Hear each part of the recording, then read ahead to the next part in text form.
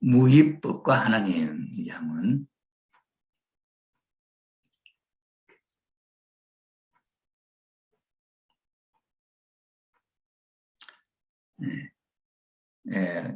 이 화면이 보이지요?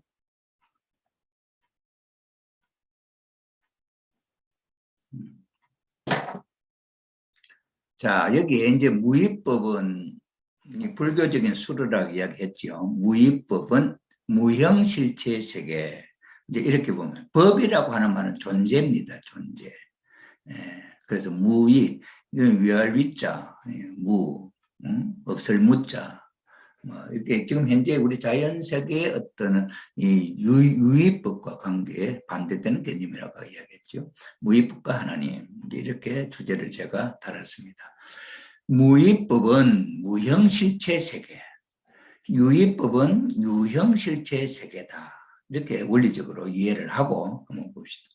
그렇게 여기 이제 무의법에 대해 설명을 하는데 연기작용, 연기법이 적용되지 않고 연기라고 하는 것은 무명행으로 말미암아 고통이 오게 된 이 원칙을 설명하는 것이 연기거든요. 12연기라고.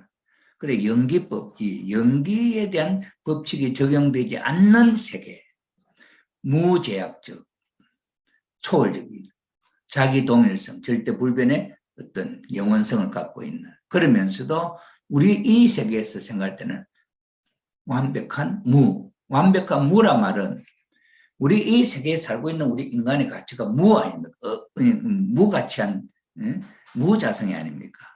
그렇기 때문에 이 무자성의 존재에서 완벽한 무다 하는 것은 이 세상에 없는 존재죠. 그러니까 절대자 하나님에 대한 내용을 이해하고 있다, 말하고 있다. 그래 이게 무의법은 무형실체 세계다. 우리 인간이 타락한 인간이 상상할 수 없는 저 세계. 그 세계를 무의법으로 표현을 했다 이 말이죠. 그래서 여기에 자기 동일성이라고 하는 이야기를 했잖아요. 자기 동일성. 이것은 우리 인간의 어떤 인식 개념, 인식의 어떤 주체로서 인식으로서는 이해할 수 없는 개념이다. 이렇게 이야기했지 않습니까? 왜? 우리가 생각할 예를 들어서 용 하면은 용은 그냥 상상의 어떤 사물이잖아요. 실제로 존재하는 실물이 아니잖아요. 그죠? 그러니 용이라고 하는 실물을 본 사람이 없다. 뭐 저는 꿈에 한번 용을 봤습니다만 용이라고 하는 것이 그렇듯이 이 자기동일성이라고 하는 이 개념은 자기의 그 모양이 변하지 않는 그 존재가 있다는 거죠. 자기동일성. 그게 누구냐? 스스로 있는 자. 절대 전능하신 분. 스스로 있는 자, 스스로 있는 그것은 동일성이 있다는 거죠. 그런 표현으로 하나님에 대한 개념을 우리가 지금 보면서 하나님이 자신을 소개할 때 나는 스스로 있는 자다 이렇게 말씀하시지 않습니까? 이제 그런 면에서 지금 현재 이 세상에 어떤 보이는 것으로 그것이다 할 수 없는 그냥 개념적으로만 이야기할 수 있는 그런 입장이다. 그런데 불교에서는 신은 인정하지 않는단 말이에요. 그러니까 더더구나 이 개념은 하나의 상상의 개념이지 신도 인정하지 않고 그러면서도 지금 우리가 말할 수 있는 신에 대한 내용은 그 표현은 또 그 존재가 있기 때문에 이제 표현은 하지. 뭐 그런 관계다 이렇게 이해가 됩니다. 자 그렇기 때문에 이 무의법의 세계는 생멸, 나고 멸하고 나고 죽고 하는 것이 없단 말이에요. 물리적 정신적 경험 제약을 초월하고 시공간을 초월한단 말이죠. 네, 무제약적 존재 세계다. 이 연계를 의미하는 거예요. 무형실제 세계를 의미한다. 이렇게 우리가 이해할 수 있고. 그런데 이제 이 자연, 이 세계, 유의법은 이게 무자성으로 말미암아, 연기로 말미암아 생성된 세계다. 이렇게 표현을 했습니다. 연기로 말미암아 생겨난 이 세계다. 유의법. 그래서 불교에서 표현하는 입장이 하나님도 인정하지 않죠. 그 다음에 어떤 인간 창조도 인정하지 않죠. 그런 면에서 볼 때, 그러나 무위법과 유위법이라는 이 내용은 설정되어 있잖아요. 예, 그래서 이제 무형실체세계와 유형실체세계라고 하는 것은 있는데, 이 유형실체세계가 언제부터 이게 망가졌냐 하면은, 이게 인간을 창조하기 이전에는 아니잖아요. 인간을 창조하고 나서 아담 해와가 16, 17세 그때 타락함으로 말미암아 인간은 이 비로소의 중심인 인간은 무가치한 존재로 떨어져 버렸죠. 이 무자성에는 그것은 창조 본성이 없다 이 말, 그런 말도 되죠. 그런 입장에 무가치한 존재로 떨어지게 된 인간으로 말미암아 이 비로소의 중심이 인간 아닙니까? 그런 인간이 이런 인간이 됨으로 말미암아 유의법, 유형 실제 세계도 무자성이다. 이렇게 사잡아서 그런 존재가 되어버렸습니다. 그래서 여기는 연기가 적용받는 그런 제약적이고 초월적이지 않는 그런 세계다. 이렇게 불교 2500년 전에 불교적 표현으로 무형실제 세계와 유형실제 세계를 무위법과 유위법으로 표현을 했다. 그 다음에 이 유위법의 이 세계, 이 무위법의 세계는 연기가 적용되지 않는 세계를 했기 때문에 거기에는 하나님 계시는 건 괜찮다 이 말이고, 그래 우리가 말하는 무형 실제 세계도 실제로 인간이 가서 사는 세계이기 때문에 거기도 망가졌죠. 이거는 이 부분은 불교에서 언급을 못합니다. 일단은. 그러나 이 유의법 보이는 우리 세계, 이 자연 세계에 있어서는 모든 것이 다 무가치한 존재다, 무자성이다, 이렇게 표현을 하죠.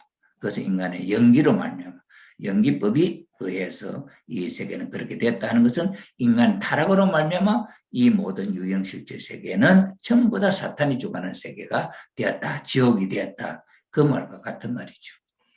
그 다음에 이제 여기 자기 동일성이라는 이 개념을 이제 볼 때, 이 우리의 인식 주체로서는 이해할 수 없다 이렇게 이야기했잖아요.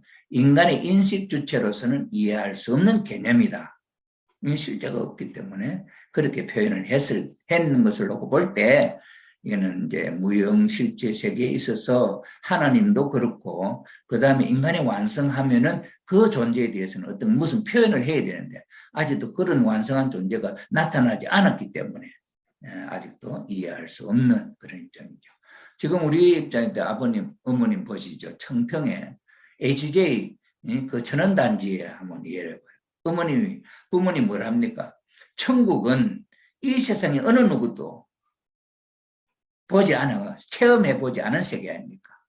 참 아버님, 어머님 비로소 천국을 이루고 살아야 되는데, 그 자식들 앞에 부모로서 천국을 이뤘다 하고, 왜냐면은 인간이 태어나서부터 타락하지 않고 인간 조상이 참 부모님을 중심 삼고 자라면 그 사는 환경 자체가 안락하고 평화롭고 하는 천국인데, 그 천국 지옥은 없으니까 천국인데, 타락함으로 말미암아 이 세상은 지옥이 되었고, 지옥이 된 인간들 속에서 참 부모님은 태어나셨고, 참 부모님은 하늘에서 오신 참 부모로 오직 두 분밖에 없었었고, 그러나 이 세상에 모든 타락한 인간이 있잖아요. 이 타락한 인간을 노아 홍수 심판 때처럼 멸망시킬 것이냐 구원할 것이냐, 두 개를 놓고 생각하셨죠. 그러나 참 부모는 인류를 멸망시키는 그런 심판을 할 수 없다, 이렇게. 진호야. 자, 소거를 하세요. 소리가 납니다. 자, 그러니 이런 입장에서 볼 때에 이제 타락한 인간들이 있잖아요. 타락한 인간들이 있는 이 인간들은 천국을 모르잖아요. 그러니 아버님이 천국은 이런 모양이다 하고 만드는 것이 천연단지입니다. 지금 거기에서 하늘나라 궁전을 지었고 이제 중앙청을 짓고 지금 천일국의 이제 모양을 갖추어 나가고 있는 출발점이 거기다 하는 거죠. 그래서 거기에 온갖 우리가 좋은 천국을 상상할 수 있는 그런 환경을 어머님 살아생전에 아버님과 함께 계획하셨던 그 천국의 이상을 실체화시키는 작업을 하고 계시는 어머님이시다 하는 걸 우리가 하면 되겠습니다. 그래서 자기 동일성이라 하는 표현은 절대자, 하나님에 대한 불교식 표현으로 이 절대자에 대한 자기들의 불교 석가모니 부처님 속에도 본성적으로 하늘이 있잖아요. 절대 주체.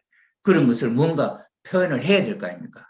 그러니 그것을 자기 동일성이라고 하는 표현으로 했다 하는 것을 우리가 이해할 수가 있겠습니다. 자, 그 다음에 우리 통일사상에서 이제 소개하는 하나님, 원상은 하나님입니다. 원상은 하나님은 꼴의 측면, 꼴이라고 하는 모양 아닙니까? 이걸 신상이라 하고, 성상, 형상도 이 하나님의 꼴의 모양이고, 그 다음에 양성, 음성도 이게 하나님의 꼴의 모양입니다. 개별상, 이것도 하나님의 꼴의 모양이다. 그래서 하나님, 인간의 눈에 보이지 않지요. 그러나 일정한 어떤 꼴 또는 꼴이 될 수 있는 가능성, 소재, 규정성을 갖고 있다. 이게 이제 통일 사상적 표현이고, 그 다음에는 기능적 측면. 꼴의 측면은 형상 모양이고, 기능은 성질이지요. 성질, 성품, 능력.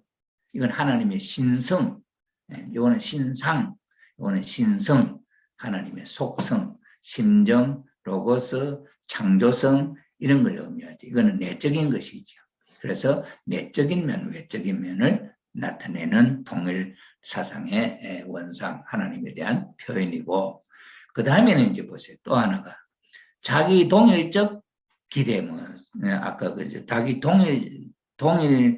자기 동일적 그런 표현이 있었지 않습니까? 자기 동일성이라고 하는 표현이 있었던 것처럼 여기에 하나님이 이제 하나님 보이지 않잖아요. 그래 하나님 보이지 않지만은 하나님 속에는 성상적인 부분이 있고 형상적인 부분이 있죠.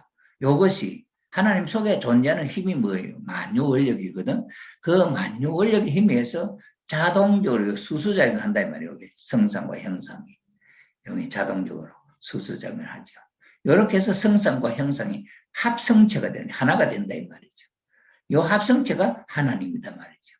그래 하나님이 존재하는 그 모양을 자기 동일적 사위기대 하나님의 그 모양을 그대로 동일적 그대로 하나로 그대로 유지하는 그 모양은 사위기대고 그러한 모양으로 계시도록 하는 그 힘은 자동적 사위기대에 의해서 나타나는 자동적 수수작용에서 나타나는 힘이다 하는 것을 우리가 이해할 수가 있겠습니다. 그래서 불교에 나오는 용어 자기 동일적이라 하는 이 표현의 핵심적인 그 뿌리가 어디냐 할 때 하나님 속에 자기의 동일적 그 모양을 유지하는 것이 이 사위기대다. 하나님의 사위기대다.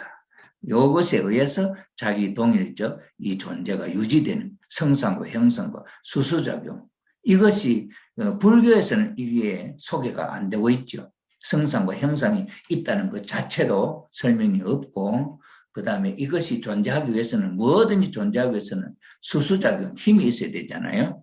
우리가 볼 때 돌덩어리 하니까 이거는 수수작용이 이 속에 일어났는지 없는지 모르고 돌덩어리는 그냥 있는 거 아니냐, 그냥 그대로 있는 거 아니냐 이렇게 생각하지 않습니까? 그런데 과학이 발달해가지고 현명으로 이걸 분석 쪼개가지고 맨 마지막 알갱이를 쪼개니까 원자가 어떻게 생겼냐 전자하고 양자가 있다 하는 걸 발견을 하잖아요. 그게 그 속에서 수수작용이 일어나고 있단 말이죠.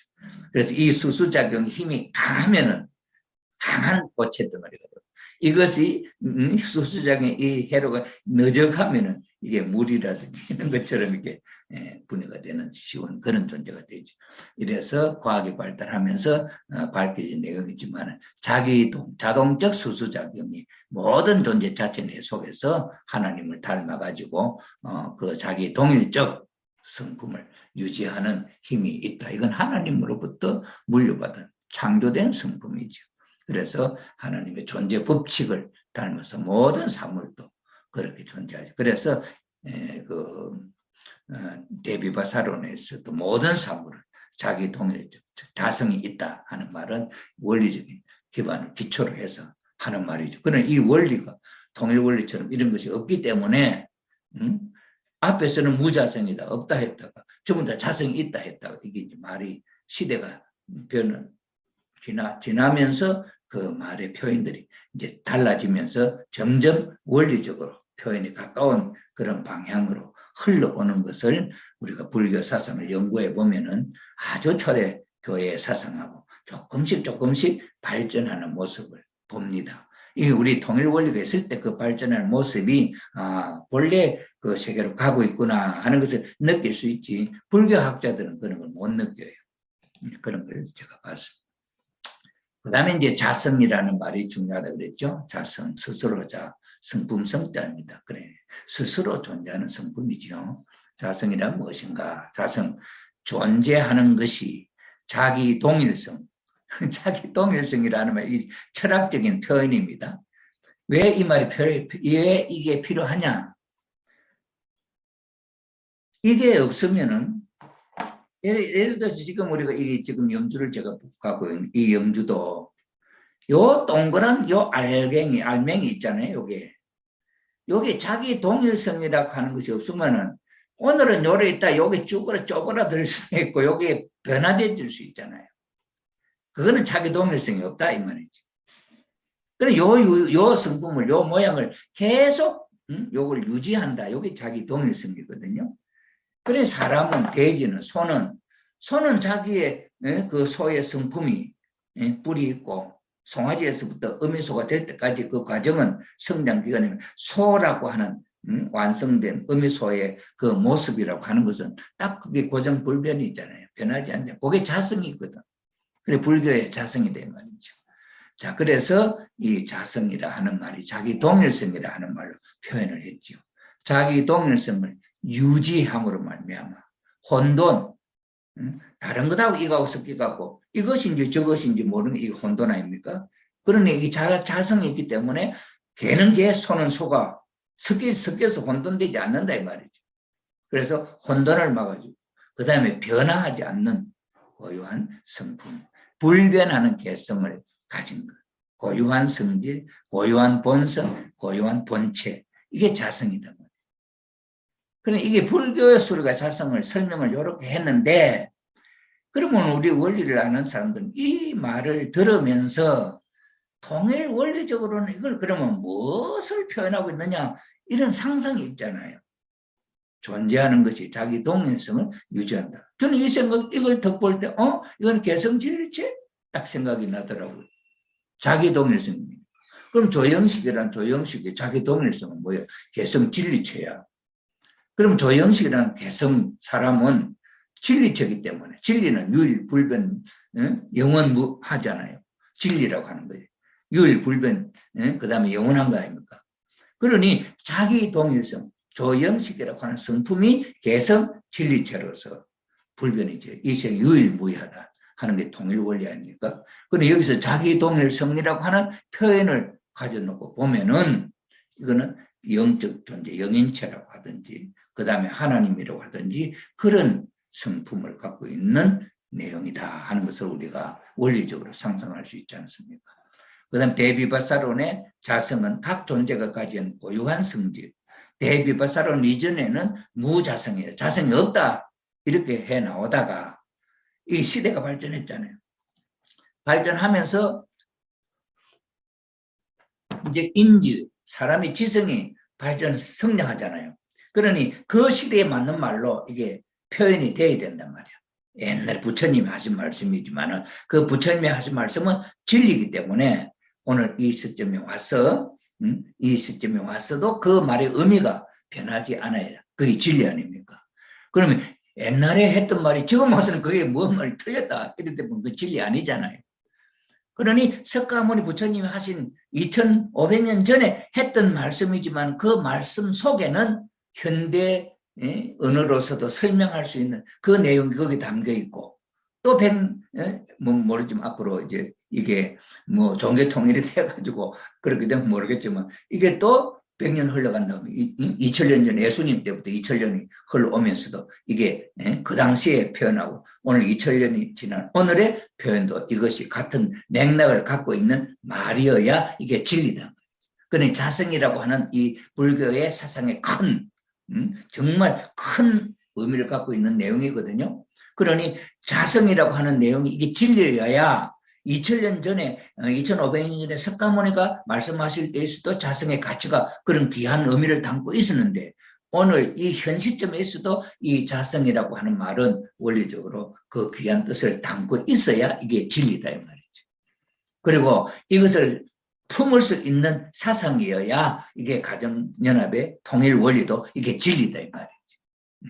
그래서 진리의 의미, 함축된 의미, 옛날 2000년 전에 4500년 전에 아담 해와가 선악과를 따먹었다 하는 그 표현이 그 선악과는 2000년 500년 아니면 모세 시대나 맞는 말이고 지금은 틀렸다 이러면 어떻게 되겠어요?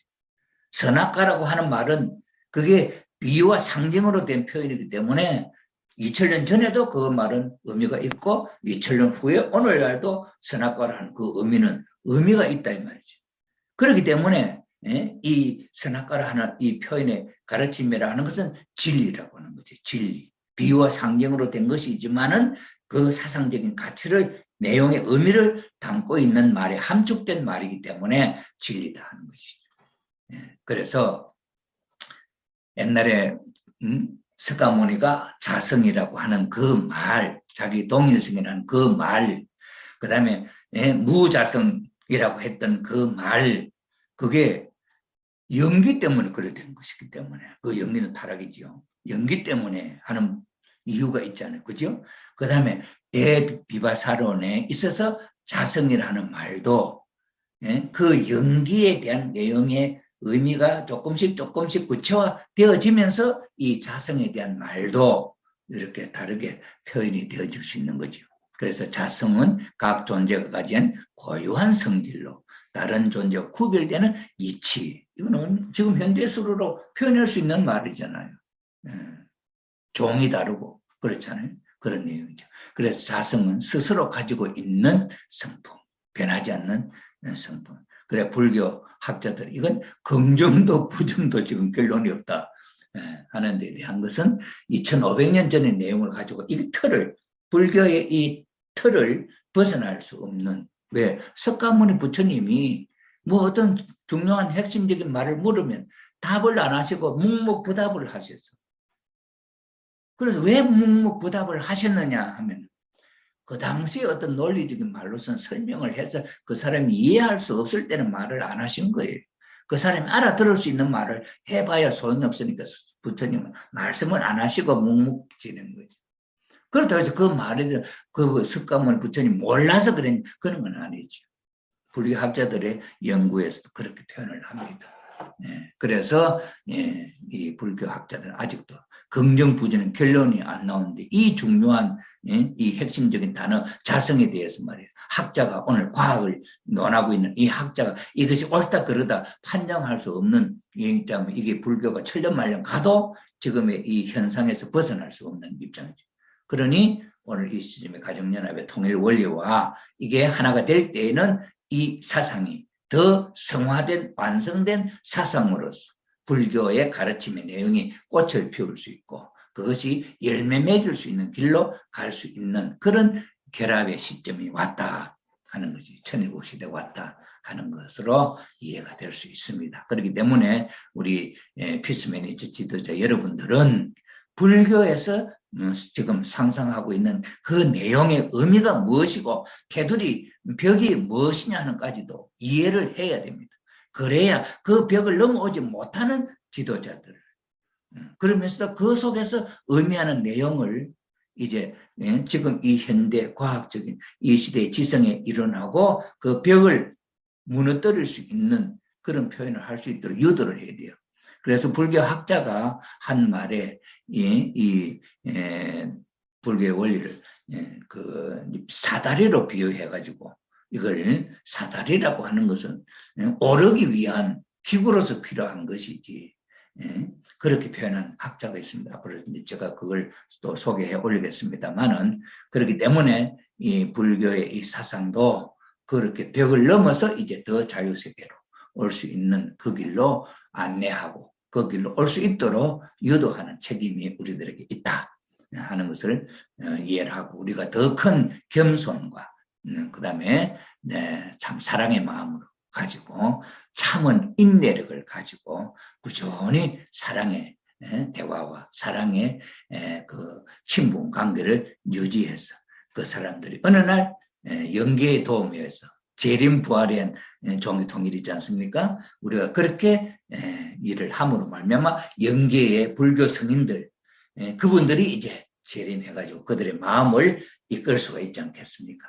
그런 이제 중간 매개체로서 역할을 해야 할 또 우리가 할 사람들이 바로 우리들이다 하는 입장에서 이 준비를 하면은 큰 도움이 되겠다 이렇게 생각이 됩니다. 그래서 이제 자성의 반대말이 무자성입니다. 자성이 없다는 말이거든. 스스로 가지고 있는 고유한 성질이 없다 하는 이 무자성이란 말이에요. 그래서 무자성이기 때문에 사물의 변화, 생성이 가능하다. 이렇게 이 사물의 변화와 생성을 설명하기 위해서 무자성을 이용을 하는데, 여기에 또 불교의 그 진리의 어떤 자가 당착, 이런 어떤 모순성이나 어떤 이런 하나의 한계성을 우리가 볼 수 있죠. 여기 보면은 이제 자성과 무자성에 대해서 하는데, 무자성인 존재에서도 조금 대비바사론에 보면은 자성은 각 존재가 가진 고유한 성질 이런 걸 표현을 했잖아요. 그래 무자성이라 하면서도 이걸 표현한단 말이에요. 이 말은 무슨 의미입니까? 지금의 현실에 무가치한 존재로 떨어져 있는 이 내용이 외적인 우리의 모습의 내용이 아니다. 이 무가치한 존재로 떨어졌다는 것은 뭐냐? 내적인 인간의 가치다 말이에요. 그건 뭐 영인체의 가치다 이 말이죠. 그런데 불교에서는 그게 구분이 안 되죠. 지금 무자성의 자신이 이것은 물질에 대한 설명을 했다가 또 내면적인 설명에 대한 그런 어떤 표현으로 갔다가 막 이렇게 해요. 그때 상황에 따라서 이걸 방편으로 활용을 하는 거지.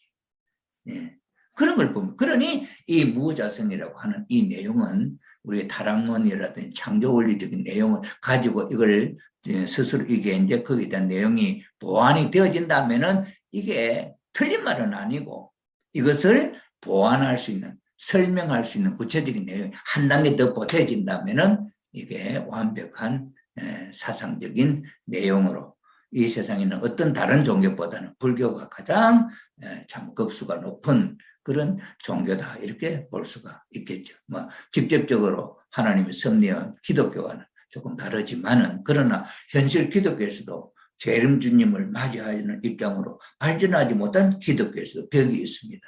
이 불교와는 전혀 다른 어떤 기본적인 핵심적인 내용을 갖고 있다 할지라도 불교와 똑같은 상태지. 타락이라는 문제를 생각도 아무것도 안 합니다. 무명행위나 똑같은 말이에요. 그 이상 어떤 변화가 설명이 있을 수가 없으니 불교의 가르침의 핵심적인 내용이 제가 연구한 바에 의해서 12연계 무자성, 그 다음에 중도, 그 다음에 공이라는 이 사상은 우리 통일 원리에 있어서 그 내용, 핵심적인 내용은 갖고 있는데 그게 옛날 2500년 전의 표현이지 현대적 표현으로 안 됐단 말이죠. 그래 기독교에 갖고 있는 뭐 선악 갖다 먹었다 하는 말이라든지 뭐 이런 표현들이 지금 현재 불교의 수준에서 벗어나지 못해요. 그러니 불교 다니던 스님들이, 목사님들이나 그 다음에 천주교 신부들이 불교에 가기도 하고 뭐 그러는 거예요. 그러니 불교의 그 가르침이 전혀 정말 가치가 없는 그런 하급 종교를 한다면 그런 지도자들이 안 가지요. 목사하다가 불교에 가서 안 좋아할 수가 있습니까? 대학생 공부하던 사람이 초등학교 가고 만족하겠습니까? 아마 좀 정신이 이상한 사람이만 만족하지만은 그렇지 않으면 만족할 수 없잖아요. 그런데 목사하던 사람이나 신부하던 사람이 불교 가서 만족하고 그냥 안주한다는 이유는 뭐냐? 그게 가르침의 깊은 뜻 속에는 내가 배웠던 거하고 비슷한 점이 있구나 하는 걸 알지. 그러니 그게 있을 수 있지. 그렇지 않으면 안 되죠. 그러니 이런 면에서 볼 때 하나님의 복귀성이 1차적으로 중심 섭리한 섭리가 무로 돌아가 완전히 할 수 없다 한다면 하나님의 섭리가 어디로 가겠냐 할 때 저는 그 다음 타자가 불교다 저는 그렇게 생각하고 있습니다.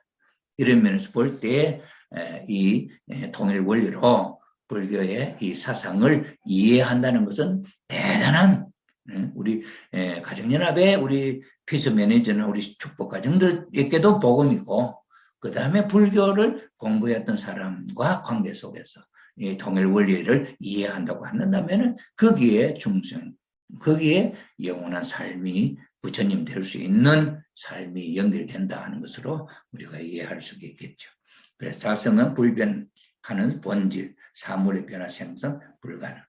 이게 고정된 입장이죠. 그러니 이것은 완성한 영인체, 생명체, 이걸 우리가 표현한다. 이렇게 보면은 가능하다고 보죠. 그러나 불변한다, 뭐 변화생, 움직이지도 않느냐. 그래, 이 자성이라는 내용은 의미를 두고 보면 움직이지도 않는 고정된 딱 이 틀로 이해를 하고 있어요. 그런 사람은 예수님의 옛날에 석가모니가 부처님 돼가고 움직였잖아요. 예? 온 데 돌아다니며 전도하시고. 그러면 자성을 회복한 사람이 어째 움직이고 하냐. 움직이는 것은 뭐라고 할 수 있어요? 그것도 변화? 뭐, 아니, 이런 거 아니에요? 작용? 그러니 이 자성에 대한 이해가 인간을 놓고 자성의 내용이 어떻게 이해돼야 할 거냐. 고정불변, 이렇게 하면 자성이 아니죠. 그런 거 주의사성이 없지요. 그래서 무자성이라 하면서 지금 현재를 간주하고 있으니 자성에 대한 내용이 그럼 어디냐 어떻게 된 거냐 하면은 거기에 대한 답이 없어. 석가모니 부처님이 자성이 갖고 있다고 하면 그럼 부처님은 고정불변은 부처님처럼 이렇게 손 딱 하고 앉아있는 존재가 돼야 되지 않냐. 석가모니 부처님 돌아다니셨잖아요. 그러니 이런 면에 있어서 설명을 완벽하게 할 수 없는 그런 한계성이 있다 하는 것을 알 수 있죠. 그 다음에 연기가 이게 문제 뭐냐. 연기로 말미암아 유의법이 되고 무자성이 됐다 그러거든요. 그래, 이 무자성 이것도 인간에 해당하는 의미다 이렇게 볼 수 있죠. 그래서 인간이 무자성, 자성이 없다 이렇게 표현을 하는데 이 연기를 그러니까 우리가 원리적으로 갖다 붙여서 문명행으로 말미암아 이루어지는 12연기의 그 고통스러운 고의 환경으로 떨어진 것을 연기에 의해서 그래 됐다 그러거든요. 그러니 이것을 우리 원리에 비교해 보면은 선악과를 다 먹음으로 말미암아 지옥에 떨어졌다 하는 그 말이 표현이 연기라고 하는 것으로 표현이 되어 있죠. 그래 연기로 말미암아 무자성이 되고 그 무자성은 자성이 없다, 자성이 비었다 하는 뜻으로 공이라고 하는 말이 되어지고 그러니까 불교에서 말하는 무자성, 공, 무아, 무, 그 다음에 뭐 이런 표현이 의미를 갖고 이렇게 연결되어 있단 말이에요. 무자성이나 자성이 없으니 무고 자성이 비어있으니 공이다. 이게 이해가 되잖아요. 간단한 말.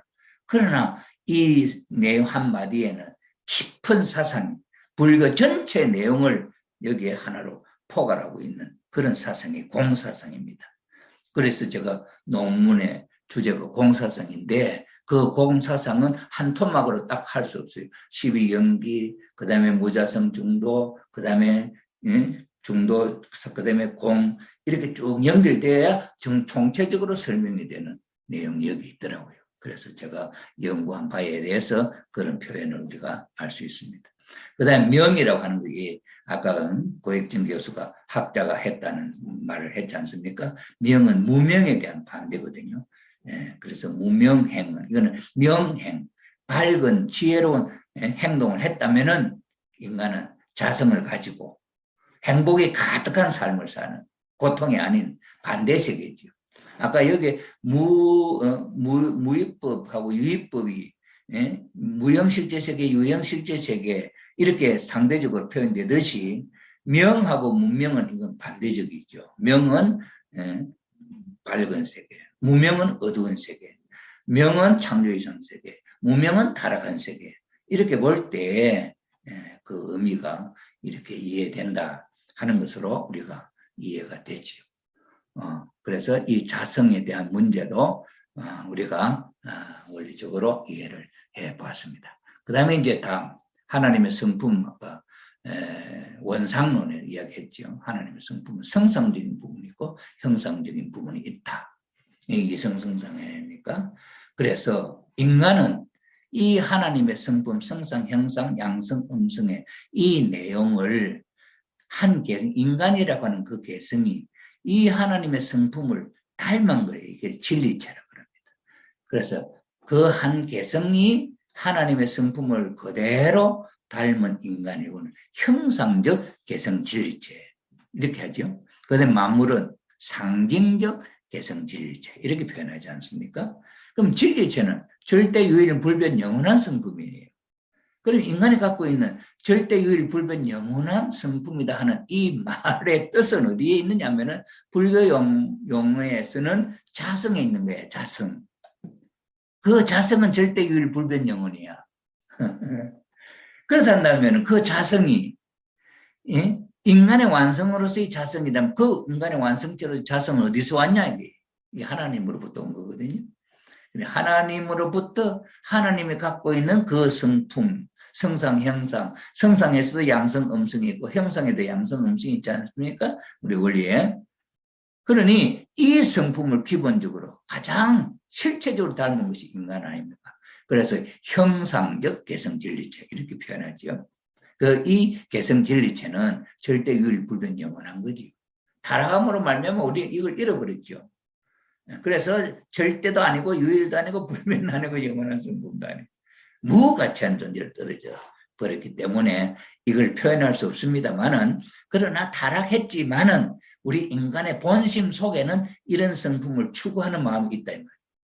이것이 오늘날 종교적인 활동, 의식, 생각을 할 수 있는 인간이 만물과 다른 점, 동물과 다른 점이다 하는 것을 우리가 이해할 수 있습니다. 자, 그래서 하나님이 절대유일 불변 영원한 성품이 하나님의 성품이죠. 그 하나님의 성품을 닮은 존재.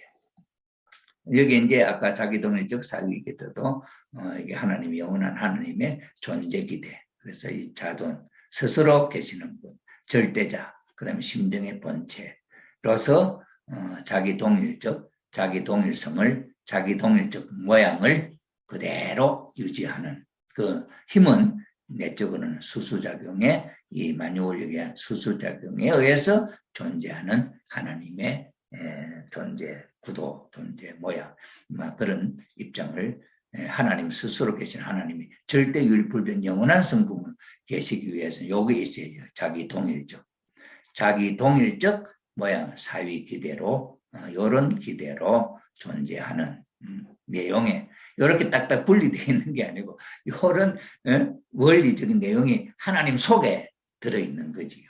그래 하나님 속에서 보세요. 나 조영식이라고 하는 나는 내 마음과 몸이 있잖아요. 내 마음과 몸이 마음은 여기 있고 몸은 여기 떨어져 있나요? 이걸 성상이라 형상 표현한다면 성상 형상이 이렇게 떨어져 있는 게 아니잖아요. 조영식 속에 있잖아요. 마음과 몸이 형상과 성상과 형상이 그렇죠? 그럼 요 속에서 요 수수작용, 자동적 수수작용, 요 수수작용 한다 이 말이죠.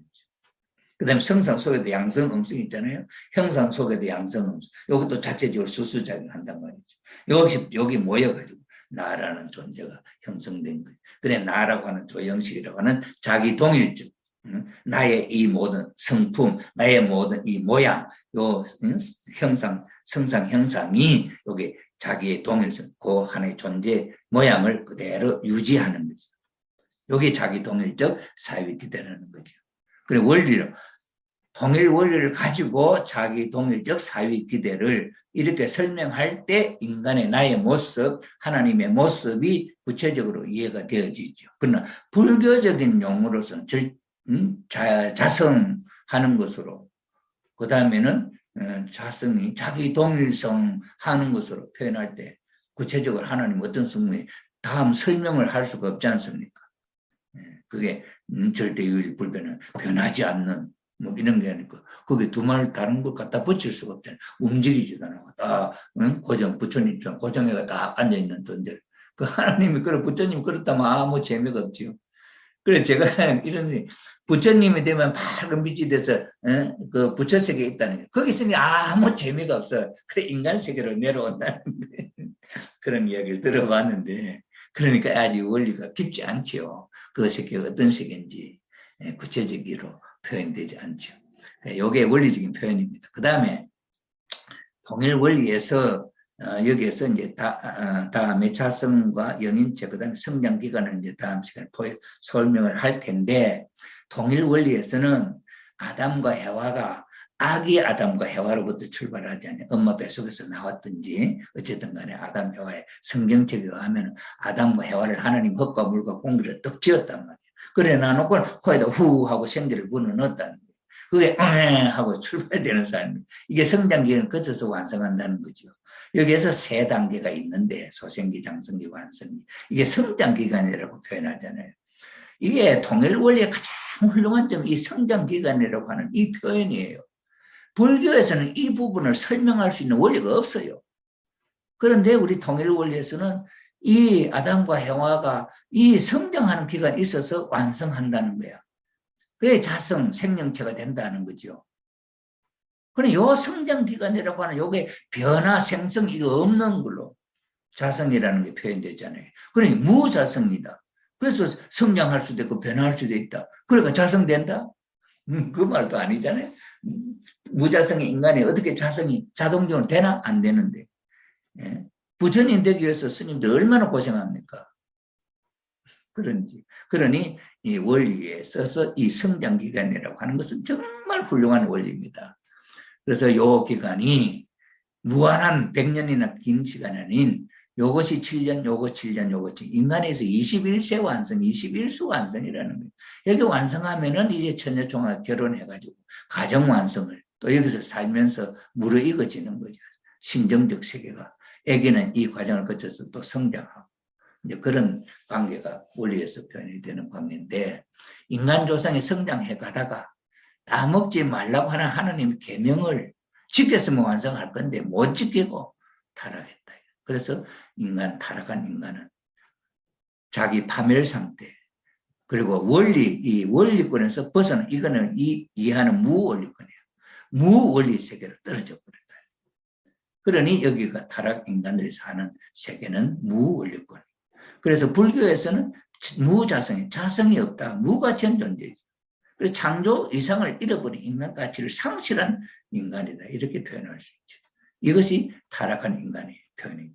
그래서 여기서 이제 다음에 12연기를 하면 여기는 무명행으로 말미암아 12단계 거쳐서가 고까지 떨어지고 그래서 여기에다가 저는 12연기를 여기에다 결부를 시켜가지고 표현을 해봤습니다. 그래서 이 타락이라 하는 것이 무명행이라고 하는 것이 우리 통일원리의 타락, 선악과를 따먹고 타락했다는 것하고 같은 설명을 하고 이해하기 쉬운 그런 입장으로 제가 여기 소개했고. 그 다음에 불교에서는 12연기, 환멸연기로 이걸 거꾸로 거슬러 올라가, 요 본연의 자리에 올라간다는 게. 이게 12연기의 환멸연기입니다. 12연기의 유전연기는 고통으로 떨어진 세계를 의미하고, 환멸연기는 이걸 하나하나 멸해가지고 거슬러 올라가서 본래 자리에 돌아가는 걸 말합니다. 그러니까 이게 통일 원리와 이게 연결될 때 더 확실한 이해가 되어진다는 것을 우리가 볼 수 있죠. 그래서 이 자성은 생명체 또는 하나님의 스스로 있는 자, 하나님에 대한 표현으로 자성이라는 것을 쓴다. 하나님하고 개성질리체는 하나님을 닮은 거거든요. 그래서 여기에 이해할 수 있고, 그 다음에 무자성이라는 것은 이 세계를 타락함으로 말미암아 무원리권으로 떨어진 인간의 파멸 상태 인간을 표현하는 불교식 표현이다. 이렇게 이해할 수 있죠. 그 다음에 여기 이제 불교 자성이라는 말은 불교에서 이제 무자성 아닙니까? 연기로 말미암아 우리들은 무자성입니다. 그리고 생성 변화는 무자성이기 때문에 변화할 수도 있다는 거죠. 무자성이기 때문에 부처님도 될 수 있다는 거죠. 그래서 생성 변화 가능은 무자성이기 때문에 가능하다. 이렇게 이제 표현을 했는데, 우리의 통일 원리로 볼 때는 이게 타락에서 성장해가 완성되는 게 아니고 타락 안 해도 이 성장기간 아담 형아는 타락 안 해도 가는 길 아닙니까? 이 성장에 기초가야 되는 길 아닙니까? 그냥 불교에서 말하는 무자성이는 불교 무연기, 연기로 말미암아 무자성이 되었기 때문에 변화 생성이 가능하다. 이렇게 표현을 했는데 이 말은 완벽하지 않다. 타락하지 않아도 인간은 원리적으로 이 성장기를 거쳐서 자성, 완성한 인간이 되는 것이다. 그래서 불교에서 성장 기간을 모르기 때문에 여기다가 붙여서 이걸 설명하고 있다 하는 것으로 우리가 이해할 수 있겠다. 이렇게 생각이 됩니다. 그 다음에 여기에 이제, 타락한 인간이 어떻게 본래 자리로 돌아가고 싶어 하는 마음이 있냐, 어디서부터 생긴 건다 하는 것을 아버님 말씀에 설명하는 한 부분입니다. 영원 불변한 사랑의 주체이신 하나님 앞에 대상적인 가치를 지니고 출발했기 때문에 우리 인간들은, 이거는 무슨 말이냐면, 영원 불변한 하나님이 혼자서는 쓸쓸하니까 자기의 대상으로 지어야 되겠다, 이 말, 대상. 그렇게 대상으로 구상하시고 창조 이상이죠. 구상하시고 창조한 존재인데, 요게 일시적으로 있다가 없어져 버리면 하나님 또 섭섭하잖아. 그러니 이 대상도 영원한 하나님 앞에 영원한 대상이 되어야 된단 말이지. 그래, 영원한 대상이 되는 데는 영계에 가면은 그 영원한 대상이지만 이 지상세계에 하나님의 성품을 갖고 있는 이 인간이 영원을 하려면은 이건 어떻게 할 수 있냐. 계대를 이어가지고 자식을 번식해 손을 번식해서 유지하면서 영원한 실체 성전의 대상으로 창조된 것이죠. 그런 원리적인 원칙이 있다. 그래서 영원 불변한 사랑의 주체이신 하나님 앞에 대상적 가치를 지니고 출발했기 때문에 우리 인간들은 영원한 가치적 존재가 되기를 요구하는 것이다. 그런 본성이 있다. 이게. 타락했을 망정 그 본성작용은 남아있기 때문에 그러한 가치를 추구하고 그러한 존재성을 갖기를 원하고 그러한 상대권을 그러한 사랑의 기대를 요구하는 것이다 고 말씀 선지 68권 125쪽이나 그 다음에는 천일구 훈독경 여기에 하나님과 인간 여기에 46쪽에도 있다 하는 것으로 제가 소개를 해드리게 됩니다.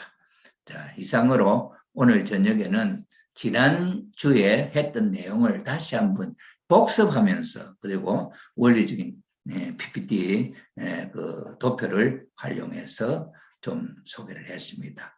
이것으로 또 완전하게 이해한다고는 생각하지 않습니다. 그러나 아마 지난주에 들었던 것보다는 이번 주에 들어보니까 좀 더 이해를 하지 않았나 이렇게 저는 생각합니다. 또 다음 주에 이제 자성하면서 또 한 번 또 거치면서 또 더듬으면서 해나가면은 이제 무자성까지 배우면은 이 일과에 있어서는 이제 좀 더 익숙하게 이해가 되지 않겠나 이렇게 생각을 합니다. 오늘